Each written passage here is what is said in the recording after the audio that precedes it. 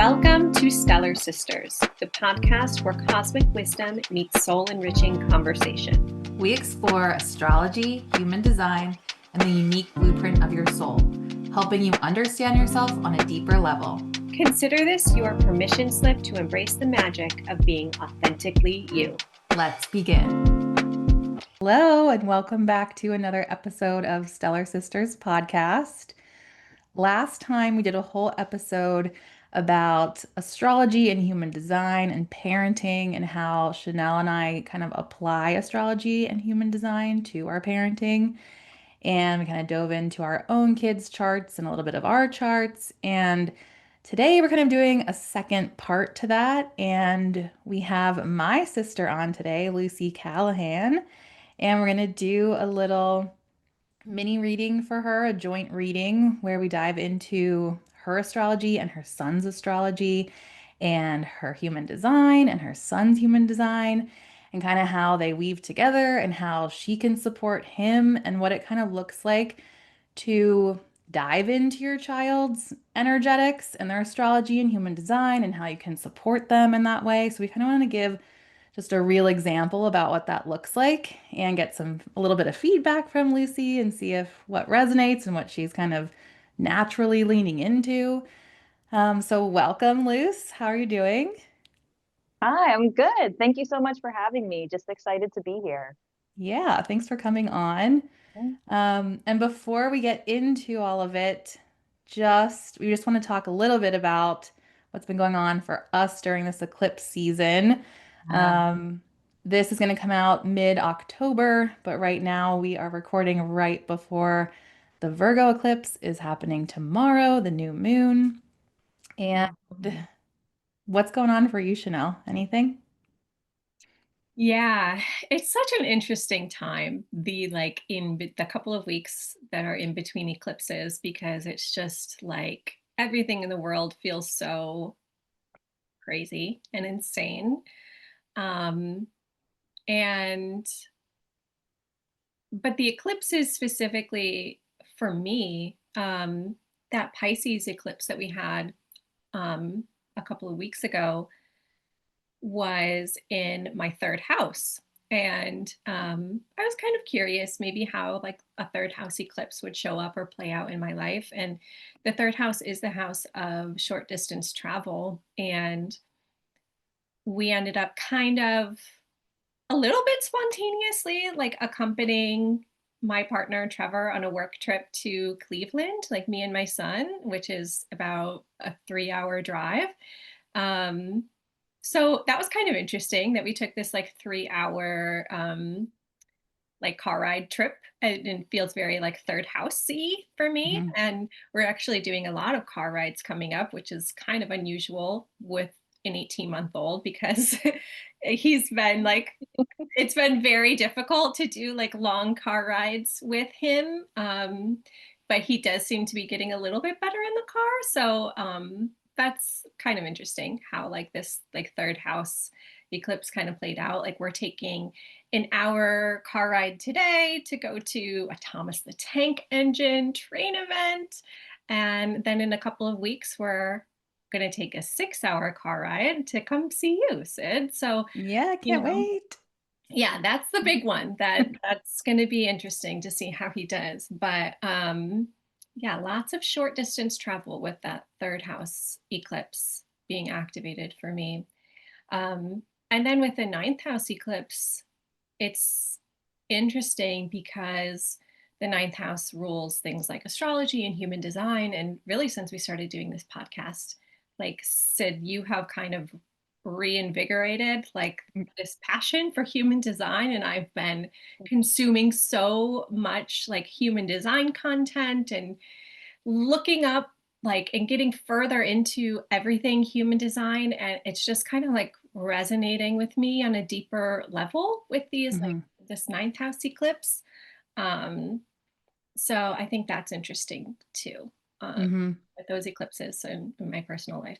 Yeah, so much. Oh, the ninth house always makes me diving into astrology or human design or something. I feel like that house has been really illuminated for me, like since I got into astrology and human design in different ways, like Jupiter was there for me. Mars did a big retrograde there for me. Yeah.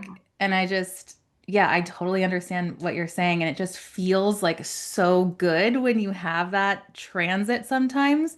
Like it feels so good to learn and consume information, especially when Mhm. it's something you're like really into. And I'm like with your one line in human design too, I'm sure you just like can't stop like eating up all, all of the Yeah. information. Yeah. Um, but yeah, I love that transit. It's really fun. And I think it's the same with astrology and human design. It's like you can never stop learning more about it and like diving deeper into the different layers of different things. And it's just Mhm. like it's endless. Yeah. Um, so yeah, that's awesome. That has to feel pretty good. It does. And I have just been really kind of learning about all of the centers in human design on a deeper level and like what centers for me are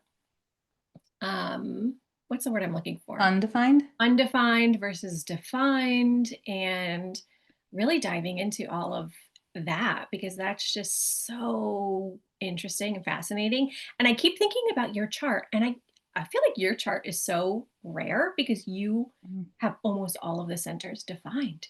And I'm like, Yeah. how what must that feel like to have like be fully defined except for the sacral? I mean, I know honestly, it's still a mystery to me because I always felt like I was and I'm a projector. Like I am very sensitive. I feel like I can feel a lot of things. And I do have that sacral undefined. So like I don't have consistent access to life force energy. So I do need to rest a lot. And I feel like I just don't have as much like motor energy as other people do, but I do have every other center defined in my chart. So Yeah. like I don't have empathy in those other centers. Whereas I thought that I was like this super empathetic person, which I am, I have that. But it's if you look at my centers, like I have like it's sympathy versus empathy. Like I can have sympathy there and like relate to someone else who has like a um undefined like a different undefined center. Like I can have sympathy for them and relate to them on a certain level, but I can't actually feel what they're feeling because I have my Mm, own consistent way of feeling in that center. yeah. Does that make sense? Yeah. But like Lucy, for example, has a really open chart. She only has two centers defined. And Mm. so she has like immense empathy. Like she can feel so many different things. And we'll get into this probably a little bit in a second, but like there's different areas in Lucy's chart that Marshall has defined. So she can really feel and have empathy for him in these different areas. Um, so it's so interesting just to even like look at that one aspect of your chart. But yeah, my chart is I've never seen a chart like mine. Never Yours. seen a projector with so much definition. Yeah. Yeah. But anyway, I'm so excited to dive into that with Lucy. But um, Yeah. how is eclipse season treating you? Well, it's pretty literal for me. I feel like I've mentioned this before. Mine is the access of the sixth house, which is health and just like daily work and routines. And then the 12th house, which is um, just more mental and hidden things. And the first one was in my sixth house, and it's just illuminated like I got sick a bunch of times on top of just some chronic pain issues I'm dealing with, and it's just illuminated a lot of different health things coming up for me. Um, and it's just so funny because back the last time the nodes were in these houses, like I had similar health issues back in 2016, 2017. So it's just really interesting how like the same kind of health issues are starting to come up for me. So a little nervous about what's going to happen when they return here in like Yeah. 9 more years. Um, but yeah, it's just really illuminated a lot of that for me. And then, I've just been dealing with lower back issues and pain in my left leg, and it's just been months of it, and it's chronic. And I feel like I'm doing all of these different things to try to support it, but it's still there. And after a while, when you're dealing with chronic pain, it really starts to take a mental toll. So, like, that is highlighting my 12th house in a way. Mhm. So, I'm looking forward to eclipse season coming to an end. Maybe seeing what the next couple weeks bring. I don't know. Um, but yeah, that's how it's going for me. Yeah, hopefully it brings some like relief or resolution. Yeah, I hope so too. Like, kind of some clarity or gives me some kind of answer after this Yeah, new yeah, moon. So, yeah, we'll see what happens. Keep you updated. definitely. But yeah, let's get into Lucy and Marshall's charts. Um, Okay. let's start with Chanel. Chanel's gonna do some astrology first, and then we'll get into the human design. Okay, great. So what I'm going to do is share my screen and put um, the charts up on the screen. So if you're listening, feel free to keep listening. If you want to see, we'll have this on YouTube so you can watch and see the actual chart on the screen. So, um, okay, so we are going to look at your son Marshall's chart a little bit by itself, and then we're going to look at his chart in comparison with your chart so you can kind of maybe understand how each um, of your charts interacts with each other, because you actually have some really cool, interesting ways that your charts come together. So, um, Good. I'm excited, Chanel. yay. Okay, great. Um, yes. So let's see. Let me get my little drawing tool here. Um, so Marshall is a Leo rising, and he is a Libra sun and Libra moon. So I kind of want to just start there with him. Um, so being a Leo rising, he is someone and is going to be someone who um, is going to be in the spotlight somehow, some way. You know, he's going to want to be seen. Leo is the natural performer. Leo is somehow on stage. You know, it doesn't have to mean literally like he's an actor or something like that, but a lot of Leos do like the spotlight in that way too. But it can be on stage in like kind of many different ways, just being noticed, being seen, being not being afraid to shine and kind of have that creative life force energy kind of come out as a Leo rising. Um, and as a Leo rising, the sun is his chart ruler. So the sun is in Libra in the third house, and he also has his moon in Libra in the third house. So this makes the third house really a very important and strong house for him. Mhm. And the third house is the house of communication, of reading, writing, speaking, learning, of mental stimulation. It's a very intellectual house, you know. So all of those topics are going to play a lot into who he is and maybe even what he ends up doing for a living. Um, so I don't know. I mean, your son is 3 years old. So I don't know if you can maybe just by some of these basic things see some of that in him. Do you already, or does this resonate with maybe who he is? Or Yeah, the one thing I thought of since he was a newborn, he's always been really content reading. And Mm, we will sit and read books for an hour, 2 hours, and he's really content. He's constantly, I'm sure every kid does this to delay their bedtime, but he always wants more books at bedtime. So that the reading piece, I definitely see that. He's always seemed to have an interest in a relaxation when we're reading. Wait, that is so funny because not every kid does that. Like my kid pushes books away. Like with like it right now she's like starting to get into books, but for like the first 2 years, she would just like certain books, she would just push them away like out of our hands.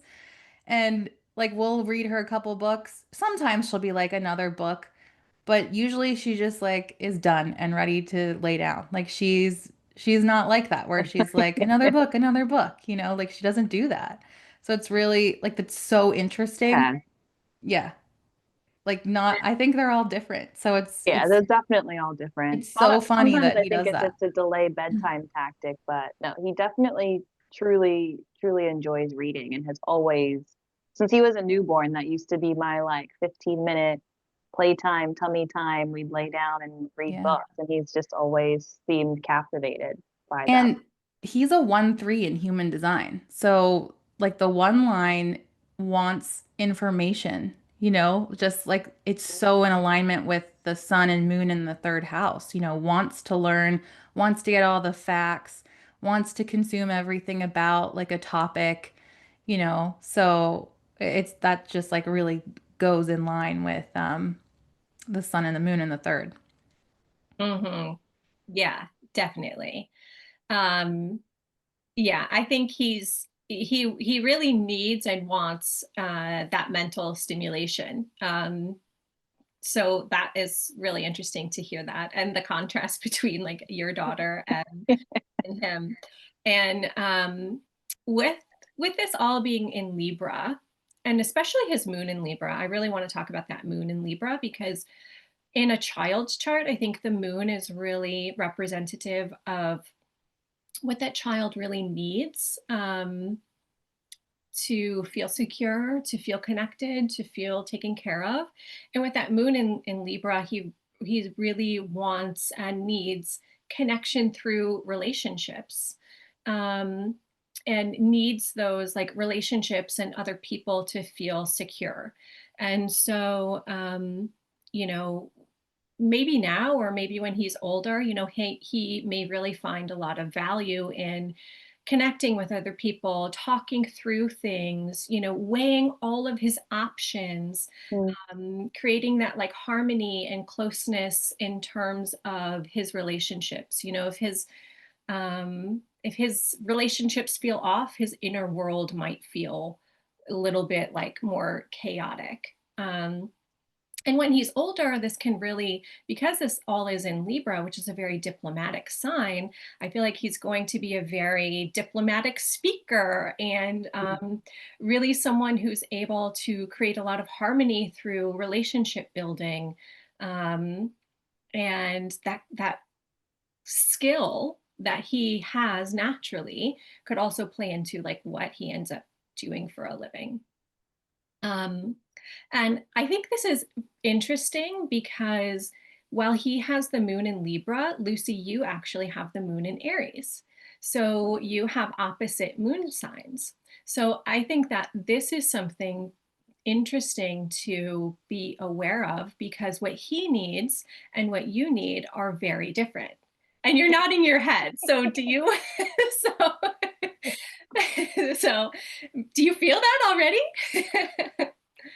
I see some of that, and Sid knows this. My husband and I think are total opposites when it comes to like socialization, how we gain energy. He to me is total like extreme extrovert, always wants to be at a party. He gains energy and excitement from being around big groups of people. He's a I 4-6 manifesting generator, just so everyone knows. Keep Right. going. I could not be more opposite. For me, from a social standpoint, I like one-on-one interactions. I like just my close knit of trusted people. Going to a party, being in a broad setting, that's really can be draining for me. And I need a lot of like quiet time, alone time to really refill my cup. Um, and I was recently talking to my husband, just saying like Marshall is definitely like we're both gonna have to learn how to like bend and weave with this child because he's not exactly like me and he's not exactly like my husband. But I'm already seeing having opposite moon signs, I'm already seeing like he is excited for these social interactions. He wants to be around big groups of people. At a certain point, it seems like he kind of like hits a limit and is ready to go. But he's in that regard, we're definitely a little bit opposite. And I'm seeing that already. Yeah, that's so interesting. With this, like with his sun and moon and Libra in the third house, it does have a very social energy to me. Mhm. Like someone who needs relationships, who wants to communicate with others, who wants to be around people. Um, and you have your moon in Aries in the fourth house, which is a very private house, you know, and the Aries is very independent too. Aries is like, I don't really need like a lot of other people. Like you know, I feel best maybe like when I have a sense of independence and freedom and not being tied down to like Yep. what others think. Um, yeah, and so his moon in Libra is like, well, I want those connections, you know, with Mhm. others. Mhm. And so yeah, you might make decisions from like a very independent place or um maybe sometimes like impulsive decisions, or you're just kind of like, this is what I want to do and I'm going to go do it. Whereas like with his moon in Libra, he might want to like weigh all of his options and talk it through and like think about all the different ways that something could go. So I think Mhm. that's just interesting to kind of take note of your those that like core difference there. um, but what is interesting actually with all of this is if I put your chart on the screen, um, so now I have your natal chart as the inner wheel here, and then his chart is the outer wheel here. Is that actually his Jupiter is at 3 degrees Aries and your moon is at 1 degree of Aries. And his sun is at 4 degrees of Libra and your Jupiter is at 5 degrees of Libra. So this is so interesting to me. And this is definitely like divinely orchestrated, I believe, for you both to have these really amazing Jupiter transits to your sun and moon.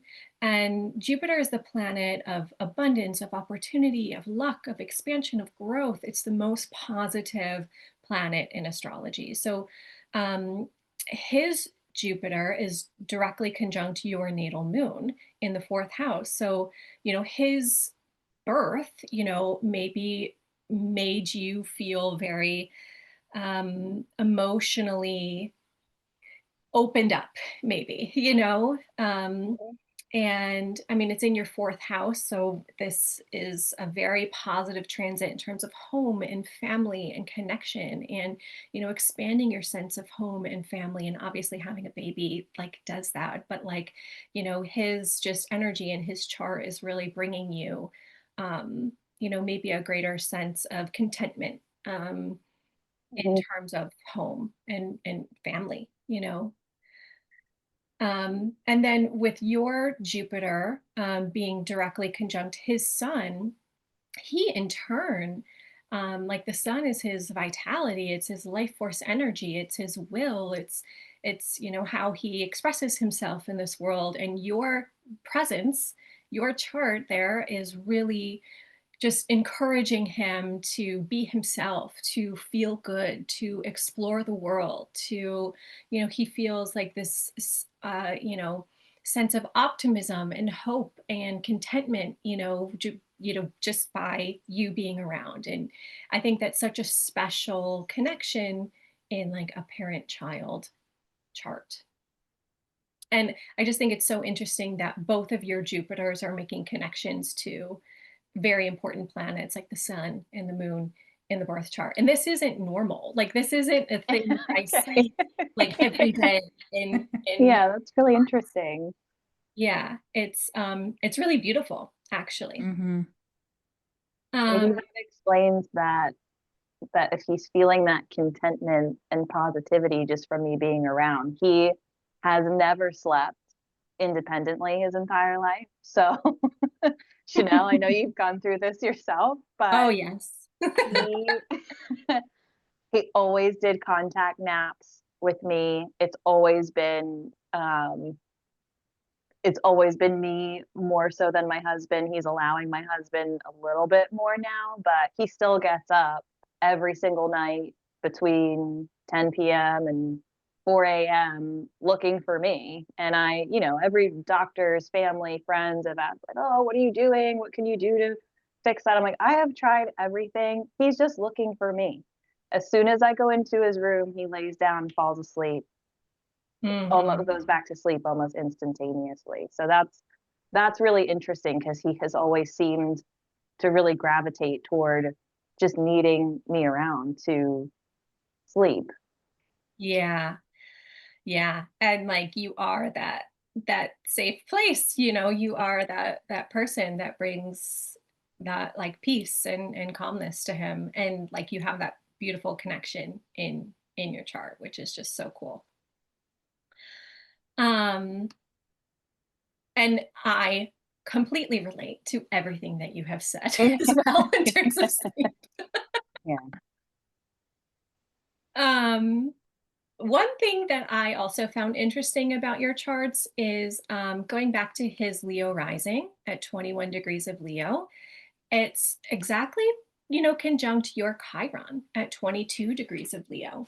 So the Chiron in our charts is Chiron is known as the wounded healer. So it's a place where maybe we inherently have some type of wounding or hurt or trauma or pain, but it's one of our greatest capacities for healing, and a place where, we can really turn our pain into our greatest gift. And so this is a really interesting connection in your chart, I think, because that Leo that I talked about with him, that part of him that wants to be in the spotlight, to be seen, to be noticed, to be creative, to Leo is the star. It's meant to naturally shine bright and have others notice them. And that might be maybe a source of pain for you, or maybe there's some sort of story around being noticed or being in the spotlight or being seen that makes you cringe or makes you wince a little bit. And you're like, oh, like I don't know if I want to go there personally. I don't know if I want to really be seen in that way.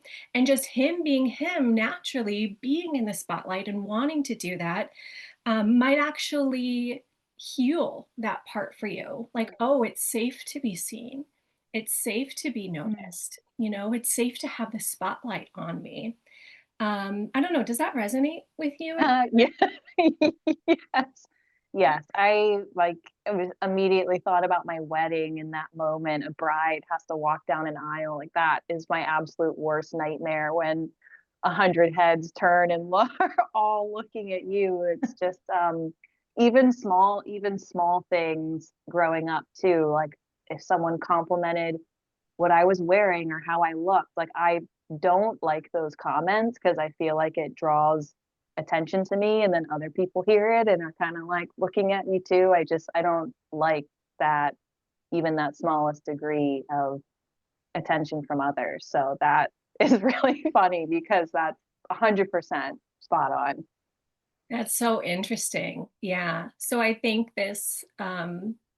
your son is really going to maybe teach you some lessons around that and heal that part of you some way, in that, like, it's okay, it's okay to be in the spotlight, it's okay to be noticed, sometimes you're deserving of that, and you should take credit for that, and that's your inherent birthright, and it's a good thing to stand out and be noticed. And your son can offer some healing and beauty, or maybe a change in perspective for that. And but, like, as he's doing that and as he's wanting to be noticed, maybe it's a good thing for you to let him, instead of being like, oh no, honey, like, like, don't do that, or what, like, because maybe that's how you would feel, or you want to protect him in some way. Maybe it's a good thing to keep in mind to, like, let him take up that space and let him be noticed. Um, and you guys can kind of heal and help each other. Does that make sense?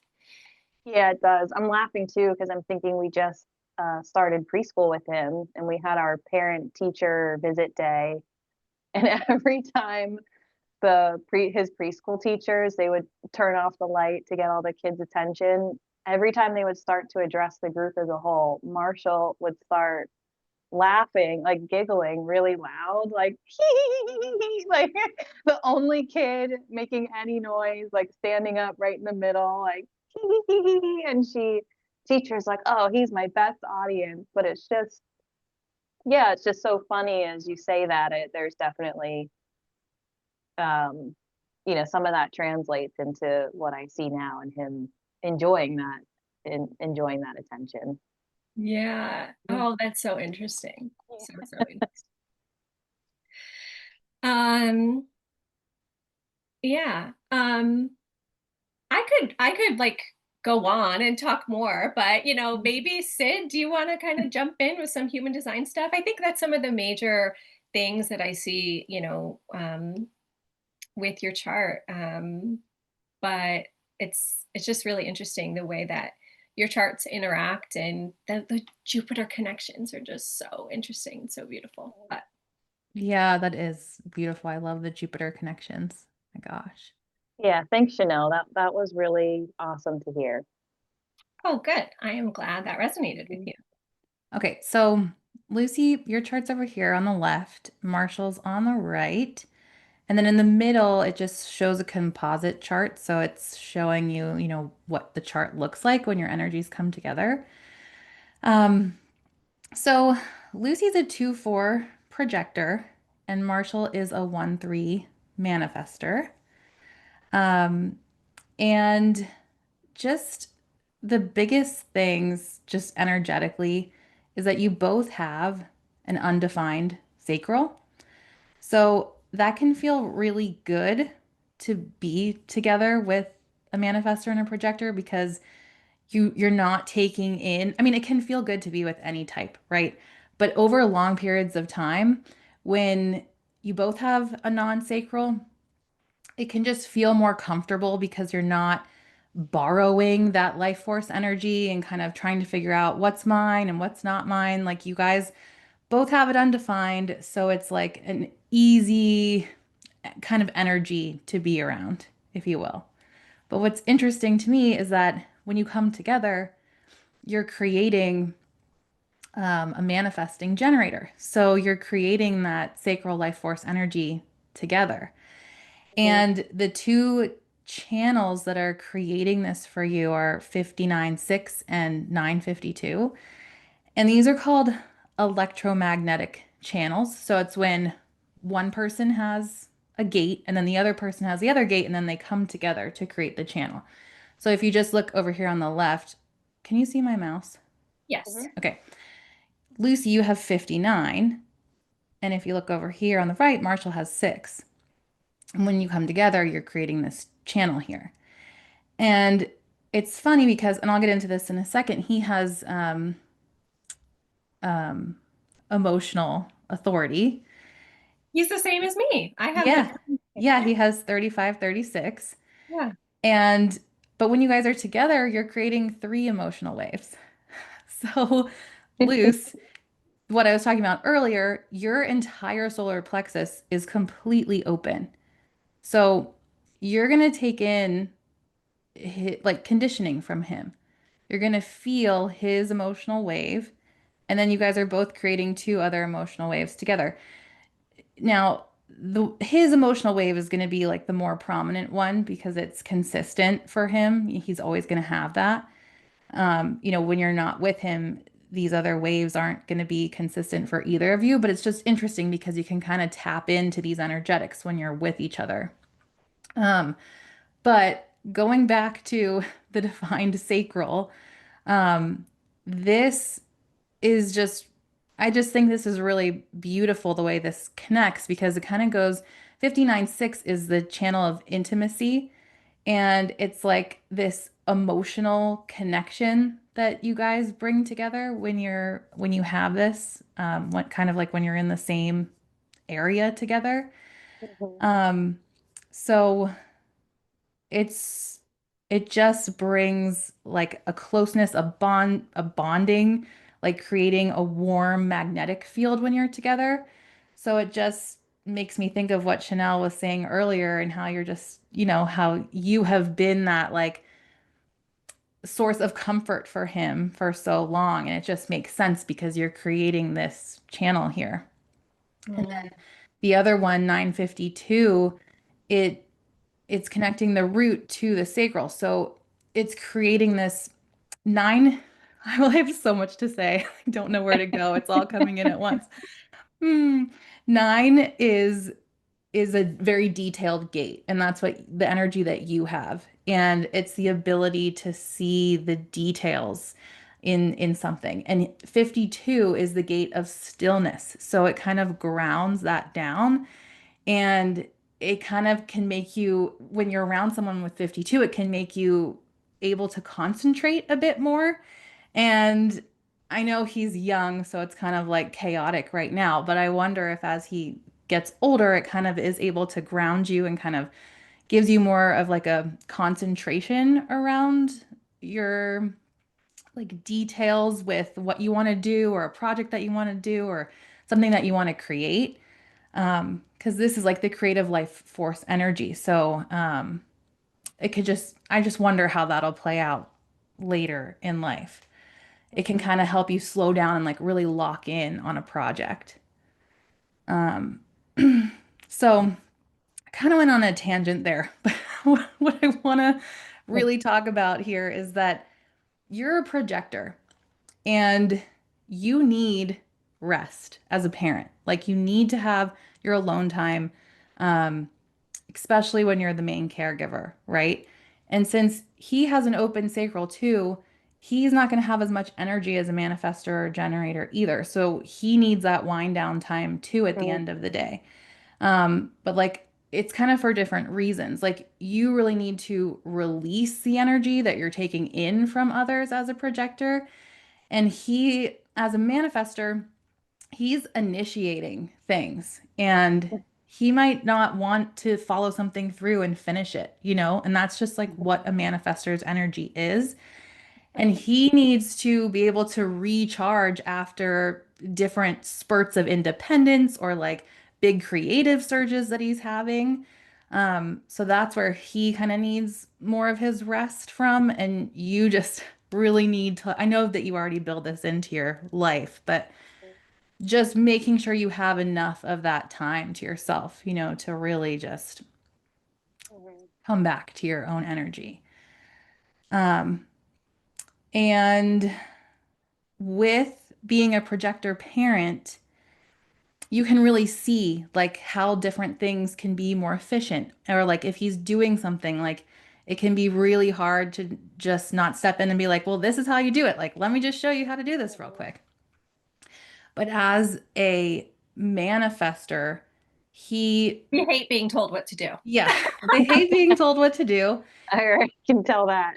and or like given like instructions, Mhm, So, instead it's better to just be like, okay, you can inform him because that is what a manifestor's strategy is to inform.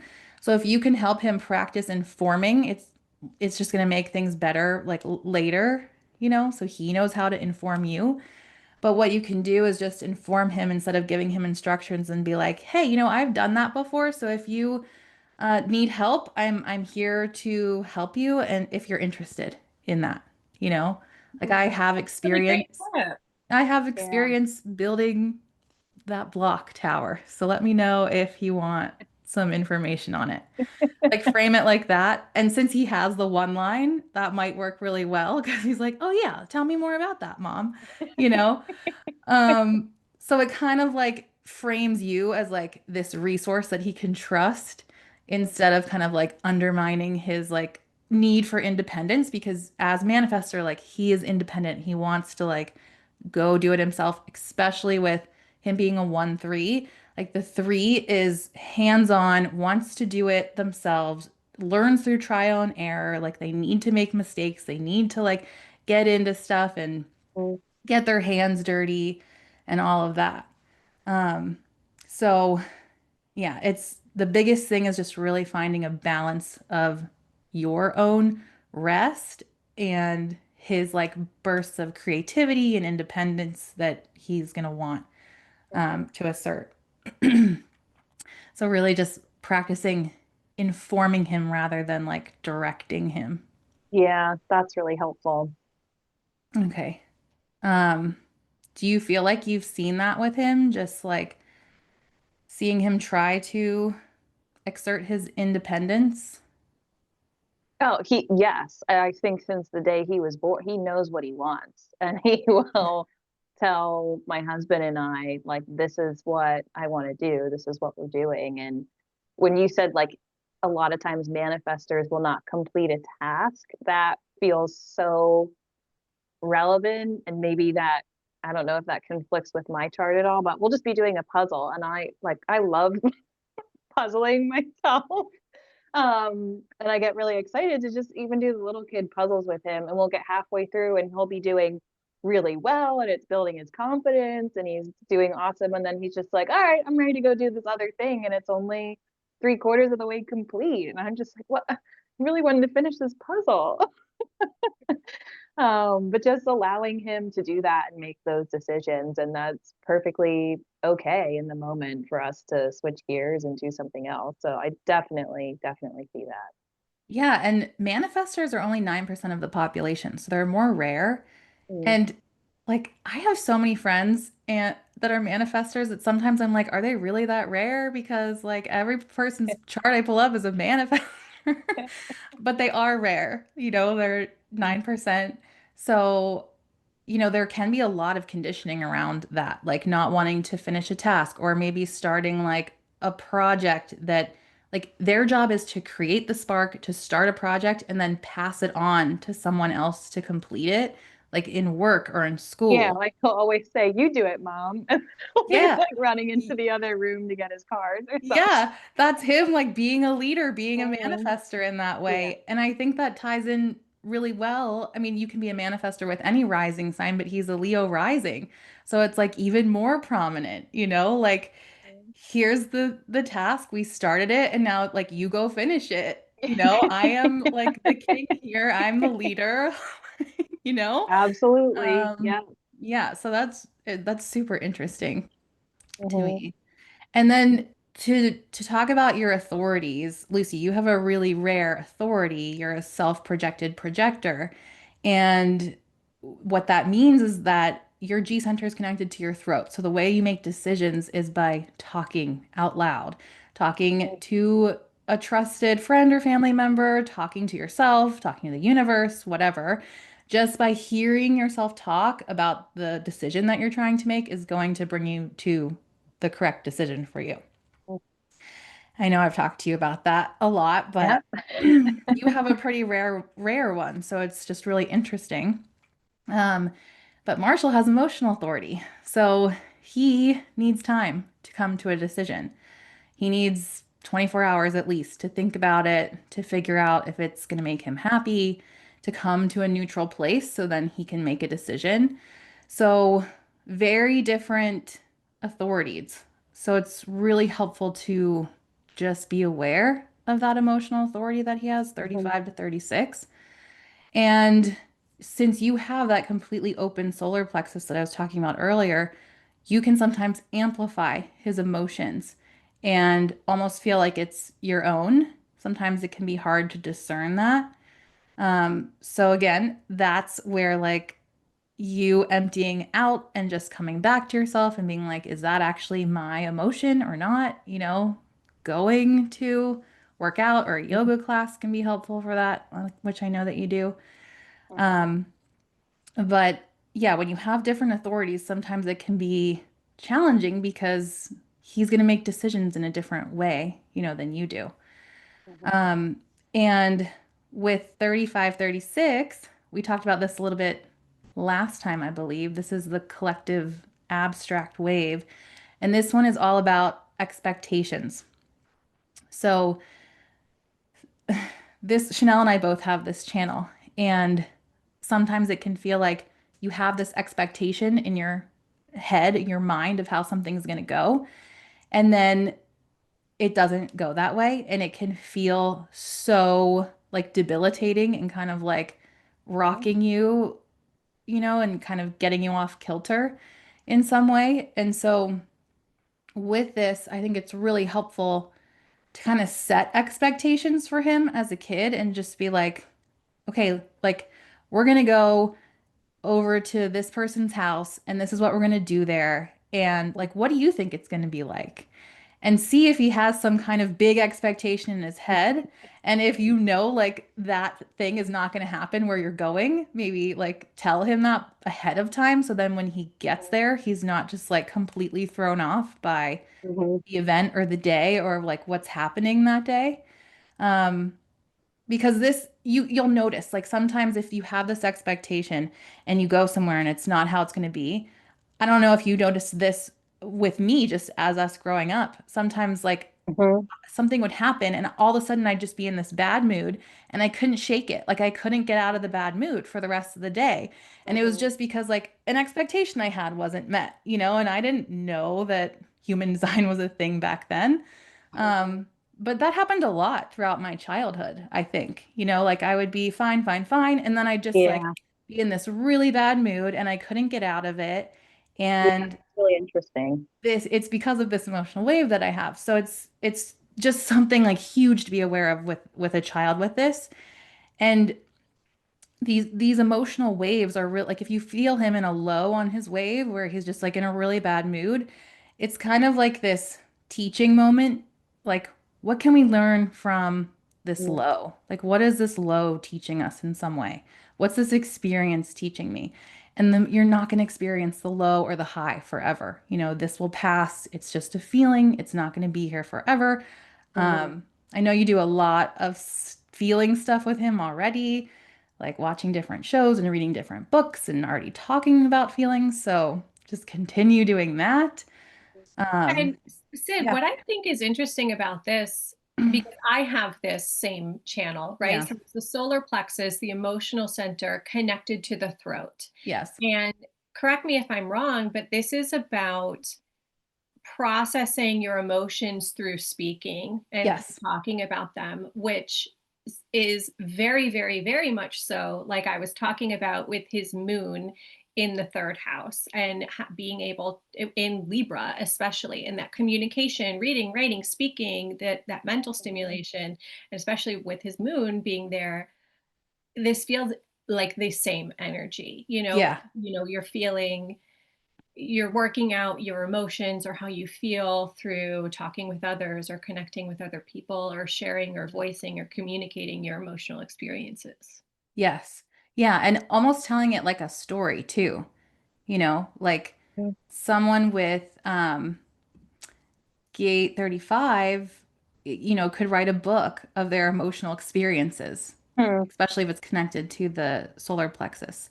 So, him sharing his emotional experiences out loud and kind of telling them, even like you could even start talking about his emotions as a story, like that could be helpful. So then he can, as he gets older, start to kind of be able to share them with you more naturally and inform you, of his emotions. And especially as a manifester too. It's not going to feel natural for him to share or inform as a manifester. He's not going to want to do it. Like it doesn't come naturally to them. But the Mhm. more they do that, the more they talk and inform, like the more magnetic they become It's manifestors. funny you say that too, because he's recently started preschool, and more often than not, it's me picking him up and the ride home. I'm always like, "What you do in school today, bud? How was it?" And I can't get a single word out of him about his day. And I get pictures and updates from the teachers, so I know like this week they had Apple Week and they learned all about apples and tried different apples and painted apples. And I say, "Did you try apples?" He's like, "No." It just doesn't say it. I can't get anything out. It's just so funny. But that's Uh, a really helpful tip around storytelling with his emotions, because he really, like, aside from books at night, once we hit the light, he always wants stories from me and my husband Joe, and just story after story. And that's a good way to retell his day and help him process it. Yeah, absolutely. That would be a perfect way to do it. Mhm. Yeah. Yeah. And as a manifester, emotional manifester with this channel, I find that like takes me maybe a couple of days to fully process my emotions and then Mhm. understand how I feel. But then once I do, it is very helpful for me to talk about that and to share about that, and to share about my emotional experience. And I think part of this channel is, other people being able to like learn from the intensity of your own emotions, Yes. you know? Yep. And yeah, I think that is really interesting. I mean, maybe not now as a 3-year-old, but as he gets older, giving him that time to process those emotions and then being a safe space for him to share, that Mhm. journey. Mm-hmm. Yeah. Yeah. And like Chanel said, this does, like, the more he does share his emotional experience, it inspires others, to then share their own emotional experiences or like have an aha moment about something, you Mhm. know. Um, so moving on to your profile numbers, um, you're a 2-4 and Marshall's a 1-3. So as the two, it's the hermit. You want to have your alone time. The two loves to be by itself. But it's the natural too. It's a natural genius. So, typically really good at different things. Something comes naturally to you that sometimes you can't really see or for yourself, but other people can see that.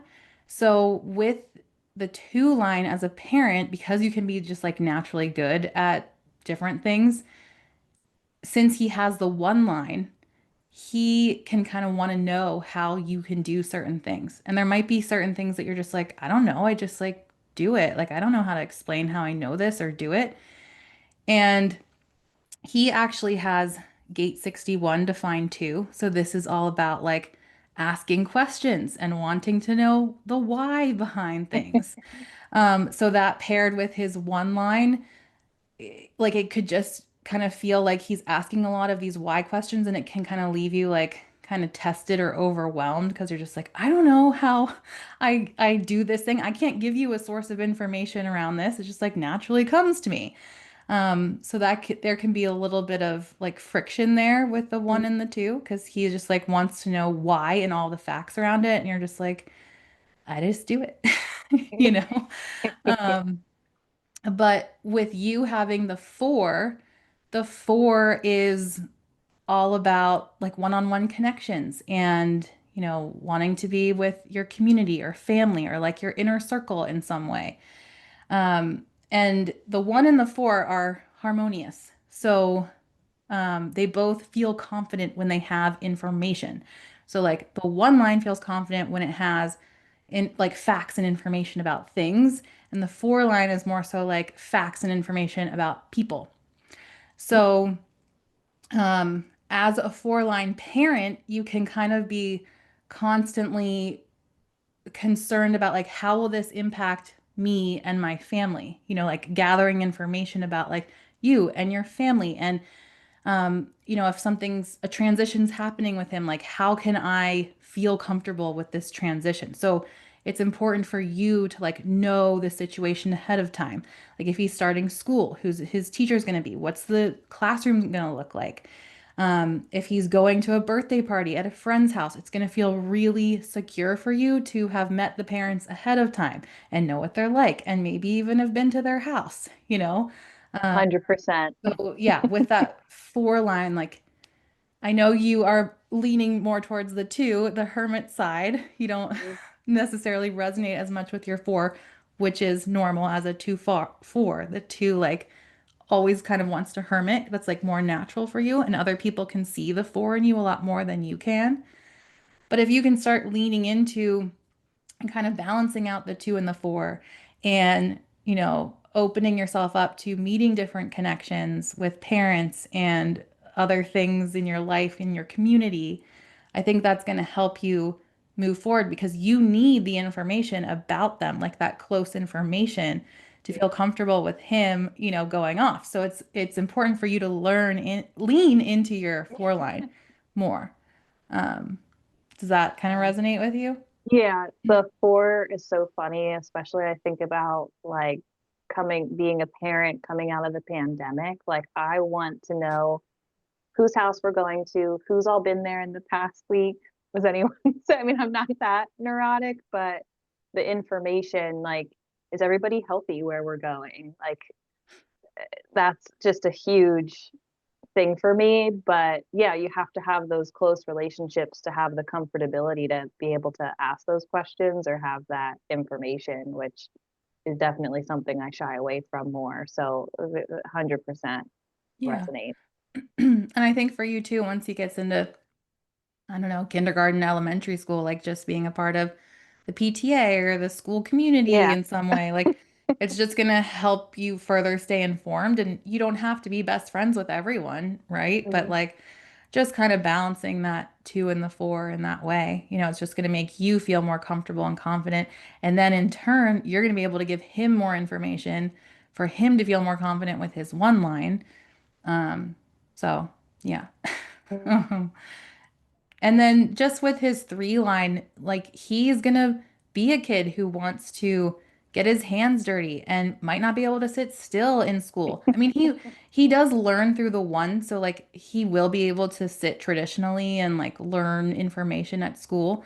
But with the three, he might be a little bit more, rambunctious and especially going back to the Leo rising, like, just a little bit more outgoing and kind of like all over the place at times. Mhm. I think that's really interesting. Like our other sister Gretchen is a 1-3. She is a Capricorn rising, and like I don't think she's as rambunctious, as the Leo rising or as outgoing as Mhm. Marshall seems to be. So it's just funny when, the different profile numbers mixed with different astrological signs can just like add a completely different flavor, to your Mhm. personality.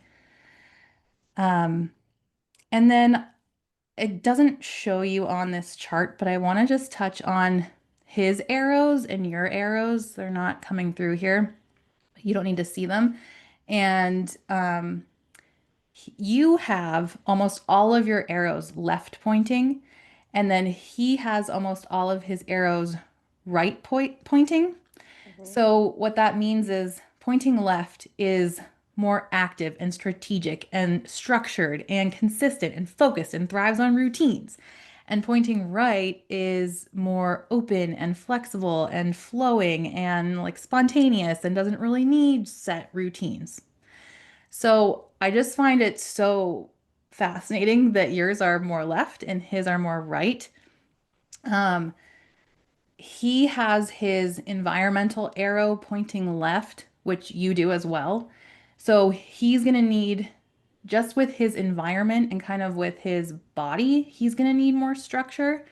So, like having regular sleeps or mealtime or like movement scheduled into the day can be like helpful for him.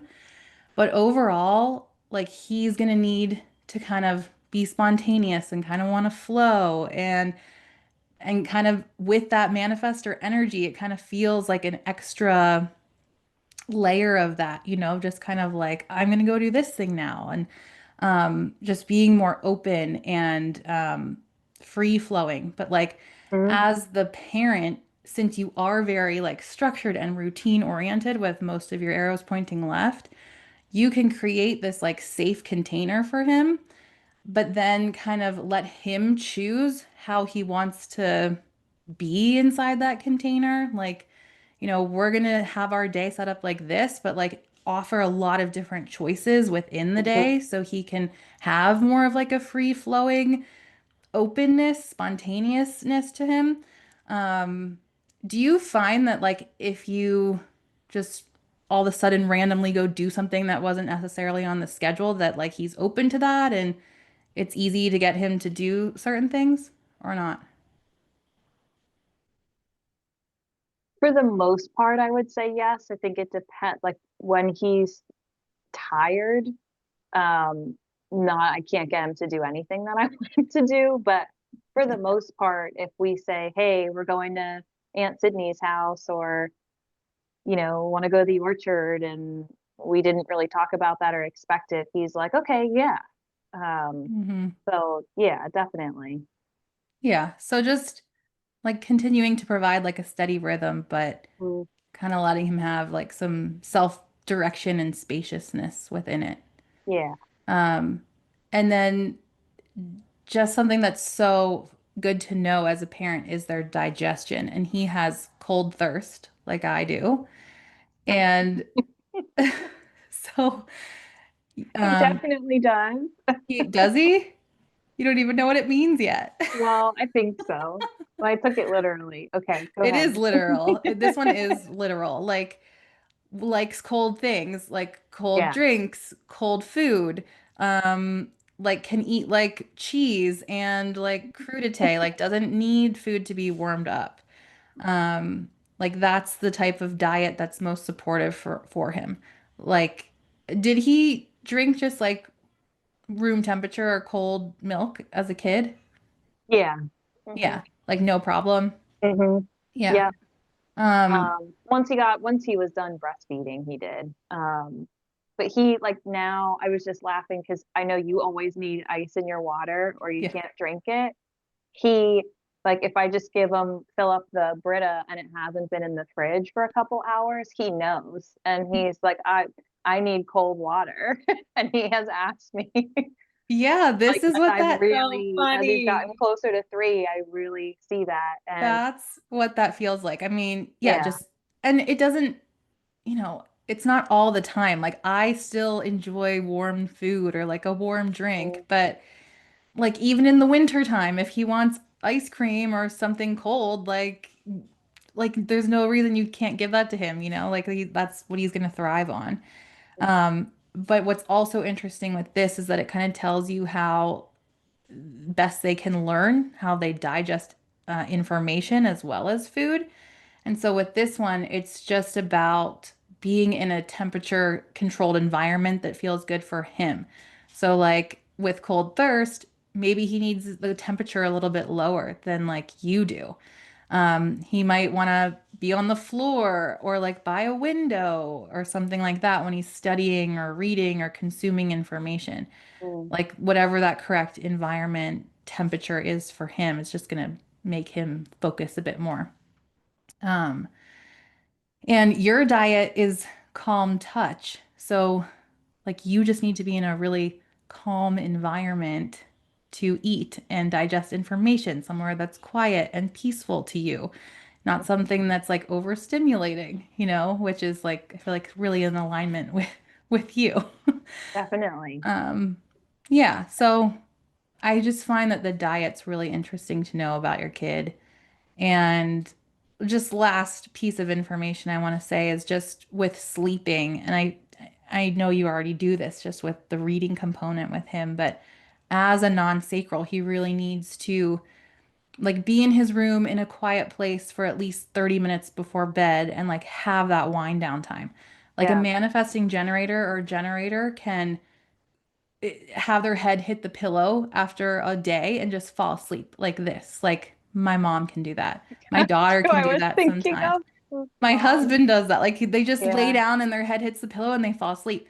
But like all of us as non-sacral beings, we really do need that wind down time to kind of empty out, get back into our own energy. Um, so that's really supportive for him to be able to do that. And then Hmm. maybe as he gets older, he can kind of have a book to himself and maybe like have some quiet time just in his own energy, where he like reads a book by himself.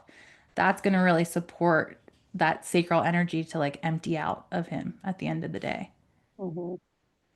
So, yeah, that's what I have for you today on your charts. So So interesting. interesting. Yeah, so interesting. I feel like everything resonates. It's just, yeah, it's so incredible. Yeah, it is. And I mean, I guess I'll say one more thing. Just just with Chanel going over like the Jupiter stuff in your charts. You guys, if you look at your chart here, you have 5 channels of electromagnetic channels, and this is like the channel that creates the most sparks in people, like you're attracting each other, you know? Um, and like creating that really healthy energy with each other. Like you have a gate, he has a gate, and it comes together, and you're creating this beautiful channel that you can share in that energy with each other. And like that's a lot. You have 5 of them. Um, so it just that kind of just goes in alignment with the Jupiter stuff that Chanel was talking about, you know? Hmm. Yeah. Yeah, the That's way your really charts interesting. interact are so interesting. He brings you a sense of joy and hope and optimism, maybe especially when it comes to your personal life, obviously your home life, your family life. Mhm. Mm-hmm. That maybe, you couldn't have even imagined, and then like Yeah. you are able to bring him a sense of optimism and wonder and hope about the world and who he can be and what he can become, which is just like such a beautiful aspect for a parent and child to have. But one thing also that I thought was super interesting is that Lucy, you and I are both Capricorn risings, and we both have our midheaven in Scorpio and our IC in Taurus. And so um, the the IC is a point in the chart that represents home and family, and it can be in the fourth house, which is the fourth house naturally represents home and family, but it can also be in the third house or the fifth house. And with the IC in the fifth house, it can be that like your sense of home and family comes through like having your own children, and it kind of gives you a really great sense of family and togetherness. And what's interesting is when we both gave birth, Uranus, which is the planet that represents change, was moving through our fifth houses and was exactly conjunct our IC, which is the point that represents home and family, in the fifth house of children.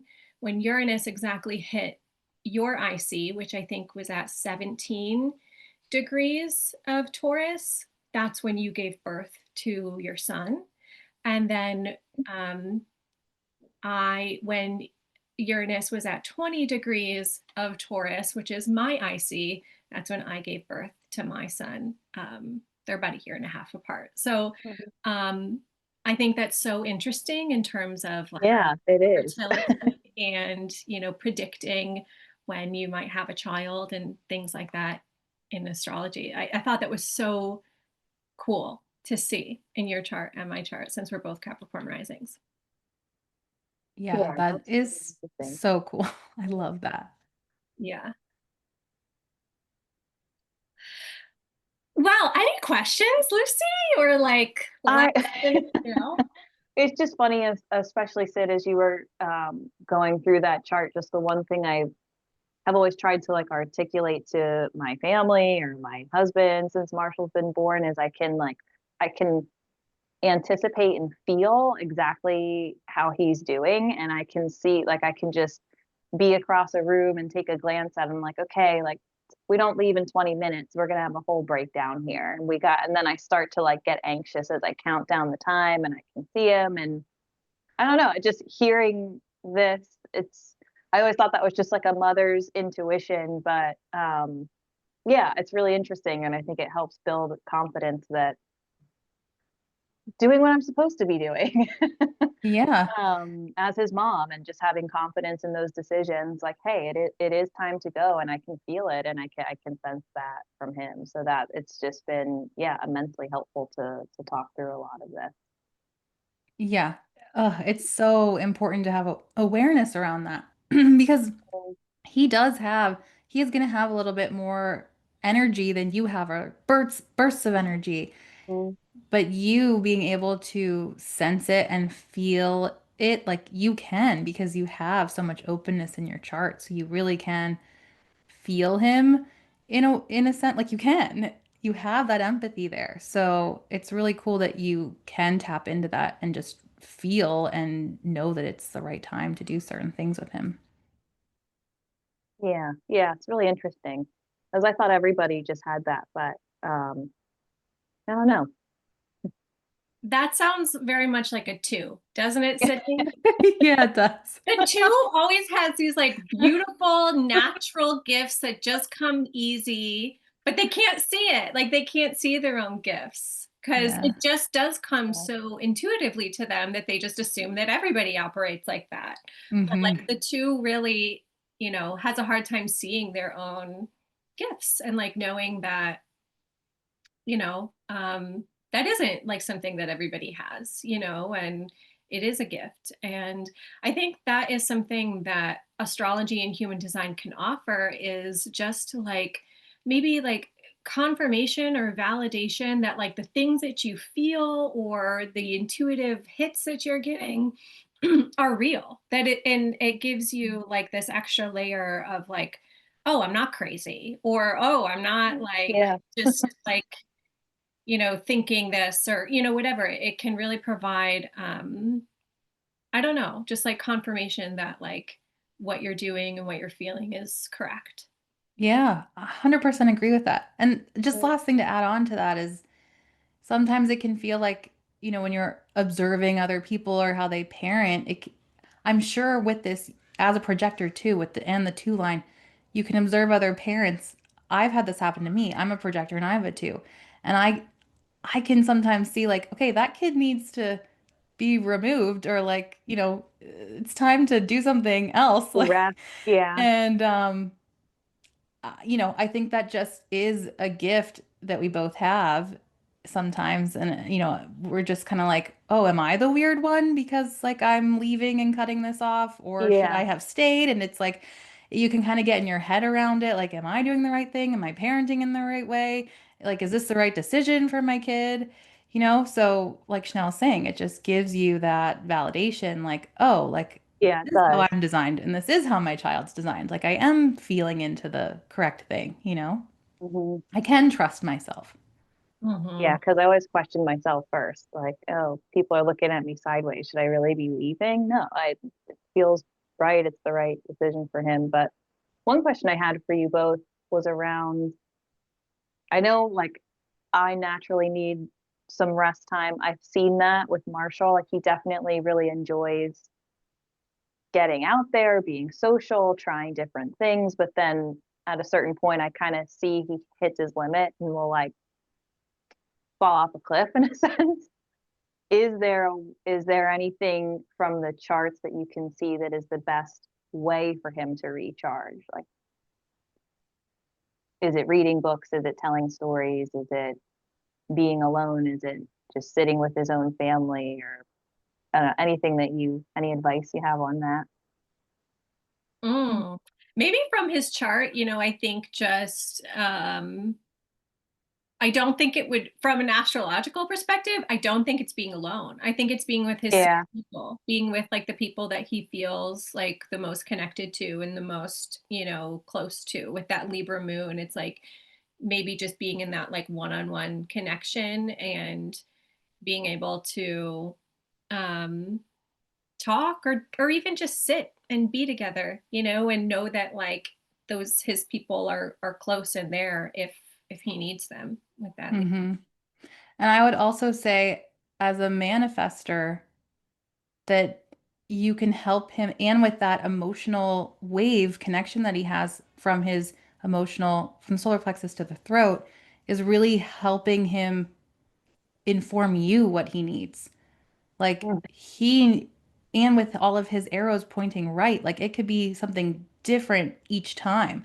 Like sometimes he might want to sit with books, or sometimes he might need to like jump on the trampoline because he picked up sacral energy from other people and he needs to like physically move his body to kind of like empty out other people's energy. Mhm. Um, so I think like the best thing is for you to start asking him not yes or no questions. That's more for like a generator or manifesting generator. But as a projector or manifestor or reflector, it's better to ask like an open-ended question and kind of see where he wants to take it, you know? Yeah. Um, and when he's little, you can offer like suggestions. But as he gets older, I think just like, well, how did that party make you feel? Like, what do you think is going to help you wind down right now? Yeah. You know? Um, so I don't think there's like one thing that's always going to help him to like come back to his energy, but you kind of guiding him, um, so he can start to feel really comfortable like informing you of what he actually needs. Yeah, I Yeah. hope that makes sense. Is like um making space, because I'm a manifester, right? So so I'm thinking about it like what would have been maybe helpful for me as a child, just like always just having a parent being like, how are you feeling? What do you need? Yeah. Especially with that emotional wave, because sometimes you feel really good and sometimes you don't, you feel really low, and just like, what do you need? How are you feeling? Um, and having that like open-ended, making space for them. I think just from Yeah. personal experience, being a Yeah. manifester like him, so. Yeah. Yeah. That's really good advice because even as you're talking, I like he'll tell me and Joe like I want to go home. I'm ready to go home. And we really try to respect that to the Mm. best of our ability. And then I kind of expect when we get home, he's going to crash. He's going to want screen time. He's just going to want to kind of lay down. But sometimes he walks right into our house and he's like, I want to go run outside with the dog. And I'm like, oh, I Yeah. thought you were like, thought you hit your limit, or did you just want to be back in this safety of home with mom and dad? So that's really good advice. And that's the nuance there, Luce. Like you as a Yeah. projector is I know I'm ready to go to like let's go. And you're Yeah. like, And I when I can't need to wait to go, get I need to go home. lay down and that's Yeah. I'm done. Yeah, like you're ready to go home and lay on the couch, like you can't do another activity for Yeah. the rest of the day. Yeah. But like that's the nuance with him. It's like, okay, like yeah, like I'm done with this situation. That's too much Mhm. stimulation for me. I'm ready to go home. But he, like you said, might need to go like burn off the energy, whereas you kind of just need to be like, okay, like my couch is my rest and my hermit space, you Yeah, know? exactly. No, exactly. Yeah, Yeah, that's so helpful. good. Mhm. Any other questions for us? Oh, just so much information that I'm taking in and resonate with. The whole time you're talking, I'm thinking of examples of like, oh yeah, this happened, or no, yeah, now I'm starting to think about this time and how could I have handled that better. So no, I'm just taking in the mass amount of information and thinking as to how to apply that day to day with him at a 3-year-old level. Oh my gosh. And there's no perfection with any of Mm-mm. this stuff. Yeah. And there's like no, like, this, all of this information shouldn't be something that like you beat yourself up for as a parent if you don't always Mhm. like Yeah. do X, Y, and Z, or whatever, because being a parent is hard enough. Yeah. Then we don't need something else to like beat ourselves up over and like wonder if we're doing the right thing. But even just if you're like subtly conscious of these things and like subtly like weaving them in wherever you can, that's helpful. But um I don't ever want any of this stuff to be something Yeah. like you beat yourself up over. Yeah, or like a No. rule that you No. have to follow. Like you don't have to follow like everything we said as a rule, like specifically, Yeah. it's just it really is just about having awareness around his energy and your energy and how they work Mhm. together. And like Chanel said, you don't have to be perfect with it. Like I just, as a mom, like I'm definitely not perfect. And I can even say, like, in the None of us are. moment, yeah, in the moment, like I know I'm like doing like something not great that I want to do, and then Mhm. later thinking about it. But it's just so nice to have the awareness and just even just being conscious of it is Yeah. helpful. And I like the language, especially around human design, that human design is an experiment. And so Hmm. you're constantly experimenting with different things. Like, I'm going to, my son is acting this way one day. I'm going to experiment and try to react this way and see what happens. Mhm. And then I'm going to try experimenting with another way and see what happens. And, it's just a big experiment and something for you to play with, and if it doesn't feel good or if it doesn't feel right, then, obviously that's not the right way. But just being able to experiment with lots of different kind of techniques, and the more tools you have in your toolbox as a parent, I think the better, Mhm. I think the awareness piece is a big takeaway, and just like, hey, here's where we're similar, but here's where we're also different, and respecting that and letting him lean into that and be his own person, even though it could be very different than myself. So that just everything has been really, really helpful today. Cool. Well, thank you so much, Lucy, Thank for you. for coming on and letting us do this. So this was really interesting. Now I want to Yeah. see my husband and Marshall's chart. Well, my parents, my siblings. I'm gonna have to. It's I just know, so right? interesting to see the comparison. Yeah. Yeah, Yes. it is. It's really fun. And like just comparing the grandparents and what you see that they have similar and different, and Yeah. yeah, it's so much fun. We love it. Mhm. Yeah, but thanks again, Luce. Thanks for coming on. Thank you both for having me. Really appreciate it. This was awesome. Yes, thank you. All right, we'll catch you at the next episode. Thanks, everyone. Bye.